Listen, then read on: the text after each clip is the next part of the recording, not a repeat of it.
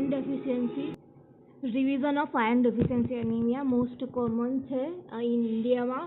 Cause છે demand એની વધી. કારણ કેમ થશે તો કે ડિમાન્ડ વધી જશે, pregnancy, lactation, puberty, increase intake, કારણ કે ડાયટમાં ડેફિશિયન્સી છે.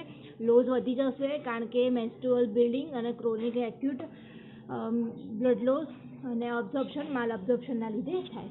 ક્લિનિકલ ફીચર ખાસ કરીને fatigue, pallor, fissures mouth, congestive heart failure, severe anaemia, સ્પ્લુટિંગ નેક અને ફ્લેટ નેલ. ડાયગ્નોસિસ છે એનું પીસીવી કરાવવાનું, તો પીસીવી, એમસીએચસી, એમસીવી, એચસી આ બધા ડિક્રીઝ થયેલા છે. પેન્સિલ સેલ જોવા મળશે. માઇક્રોસાઇટિક હાઇપોક્રોમિક એનિમિયા જોવા મળશે.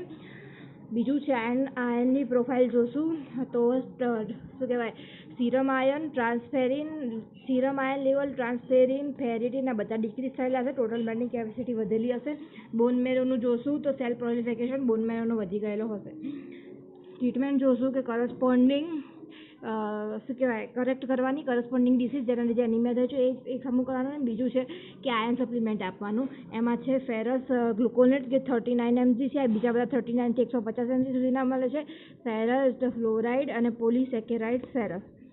આટલી ટ્રીટમેન્ટ છે. અને સોર્સ ક્યાંથી મળે છે તો કે ગ્રીન લીફી વેજીટેબલ અને બીન્સ અને લીવરમાંથી છે. અને આની સાથે વિટામિન સી આપવાનું હોય છે પૂરું.